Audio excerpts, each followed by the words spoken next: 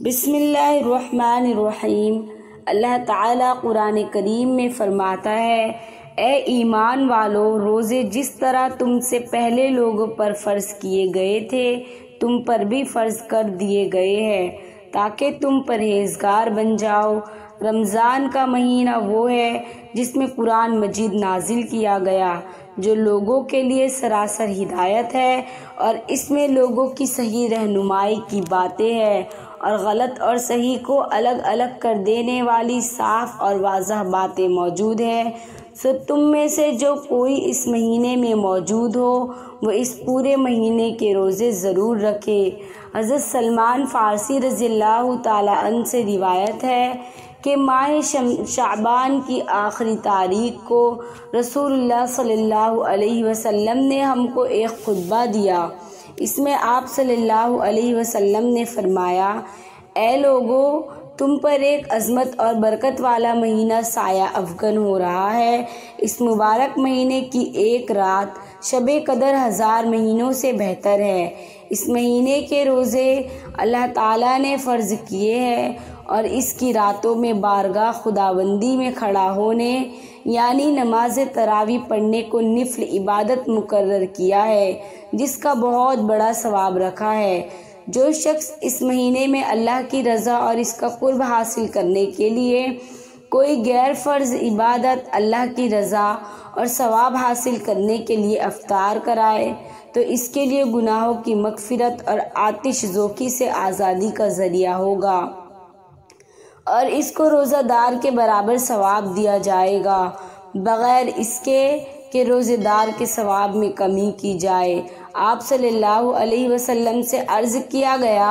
کہ یا رسول اللہ صلی اللہ علیہ وسلم، ہم میں سے ہر ایک کو تو افطار کرانے کا سامان میسر نہیں ہوتا، تو کیا غربا اس عظیم ثواب سے محروم رہے گے؟ آپ صلی اللہ علیہ وسلم نے فرمایا کہ اللہ تعالیٰ یہ ثواب اس شخص کو بھی دے گا جو دودھ کی تھوڑی سی لسی یا صرف پانی ہی ایک گھونٹ پر کسی روزے دار کا روزہ افطار کرا دے۔ اس شخص کو اللہ تعالیٰ میرے حوض یعنی حوض کوثر سے ایسا سیراب کرے گا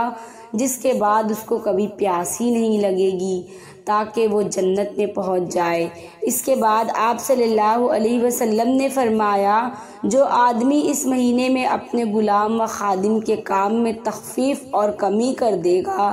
اللہ تعالیٰ اس کی مغفرت فرما دے گا اور اس کو دوزخ سے رہائی اور آزادی دے دے گا۔ حضور اکرم صلی اللہ علیہ وسلم نے ارشاد فرمایا کہ رمضان کے 3 عشرے ہوتے ہیں۔ اس کا پہلا شرا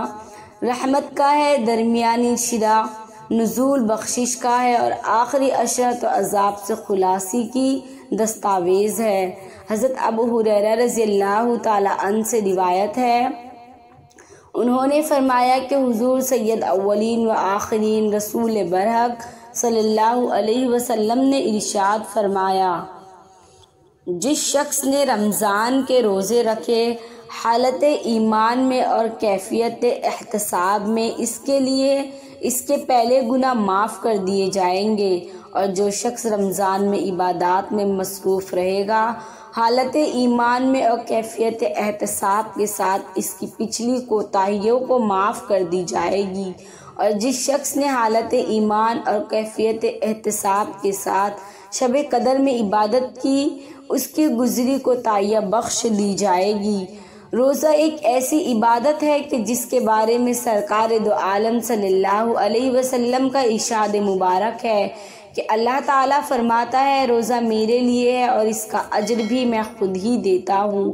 یعنی یہ اللہ اور اس کے بندے کا براہ راست معاملہ ہے کہ بندہ اللہ تعالیٰ کے حکم کی بجا آوری میں تمام دن کھانے پینے اور نفسانی خواہشات سے رکا رہتا ہے اور اس کے ان آداب کی پوری پابندی کا خیال و احساس رکھتا ہے اور ان پابندیوں کے مطابق اپنے دن رات کو گزارنے کی کاوشیں کرتا ہے، تو یقیناً اللہ تعالیٰ اس کے اجر خود ہی عطا فرماتا ہے۔ ایک اور حدیث مبارک میں ارشاد فرمایا، روزہ آدمی کے لیے ڈھال کا کام دیتا ہے بشرطے کہ وہ اسے پھاڑ نہ ڈالے۔ حضرت ابو ہریرہ رضی اللہ تعالیٰ عنہ سے روایت ہے کہ جب یہ ارشاد فرمایا تو عرض کیا گیا اسے کسی کے ساتھ پھاڑا جا سکتا ہے؟ ارشاد فرمایا جھوٹ یا غیبت کے ساتھ، یعنی روزے کی حالت میں جھوٹ، غیبت، گالی گلوچ، لڑائی جھگڑا اور دوسری اس طرح کی بری چیزوں اور بری باتوں سے سختی کے ساتھ ممانعت کی گئی ہے۔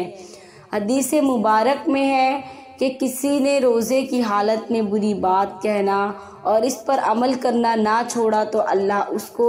اس کے بھوکا پیاسا رہنے کی کوئی ضرورت نہیں ہے۔ اگر کوئی روزے دار روزہ رکھنے کے بعد میں فسق و فجور، لڑائی جھگڑا، گالی گلوچ، فحش گوئی یا دوسری اس طرح کی باتوں سے نہیں رکتا تو یہ اس کا روزہ ہی نہیں بلکہ یہ اس کا فاقہ بن جاتا ہے، جس کا اللہ تعالیٰ کے احکام کے ساتھ کوئی تعلق نہیں ہے۔ ایک اور حدیث مبارک میں ہے کہ روزہ صرف کھانے پینے سے رکنے کا نام نہیں ہے بلکہ روزہ تو لغویات اور بری باتوں سے بچنے کا نام ہے۔ حضرت عبداللہ بن مسعود رضی اللہ تعالیٰ عنہ سے روایت ہے کہ جس کے اعضاء حرام کاموں سے نہیں رکتے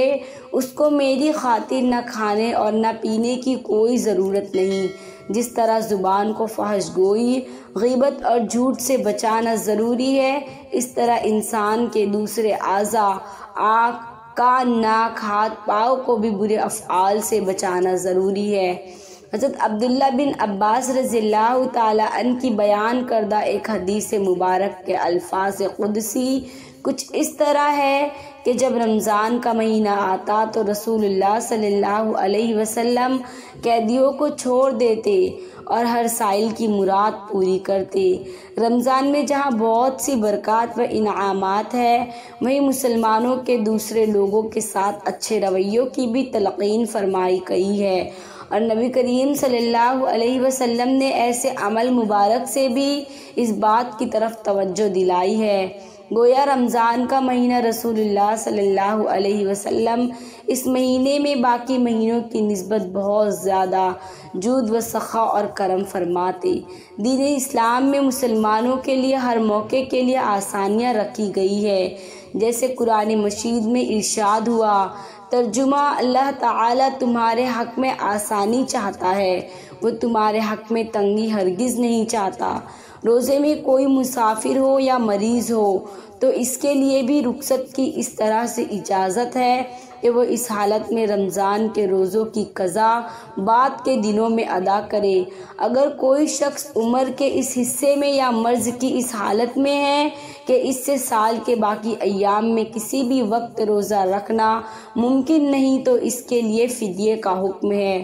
ایک اور حدیث مبارک میں رسول اللہ صلی اللہ علیہ وسلم نے اس مہینے کو صبر اور غمخواری کا مہینہ قرار دیا ہے۔ دینی اصطلاحات میں صبر کے معنی اللہ کی رضا کے لیے اپنے نفس کی خواہشوں کو دبانا اور تلخیوں اور ناگواریوں کو برداشت کرنا ہے، جس سے اس کے اندر ان غربا و مساکین کی ہمدردی کا جذبہ بھی پیدا ہوتا ہے جو ناداری کی وجہ سے فاقوں پر مجبور ہو جاتے ہیں۔ اللہ تعالی ہمیں تعلیمات قرآنی و سنت نبوی صلی اللہ علیہ وسلم پر پورے طریقے سے عمل کرنے کی توفیق عطا فرمائے، آمین۔ ناظرین، ویڈیو اچھی لگی تو ویڈیو کو لائک ضرور کیجیے گا اور ہمارے چینل کو سبسکرائب کریں۔ شکریہ۔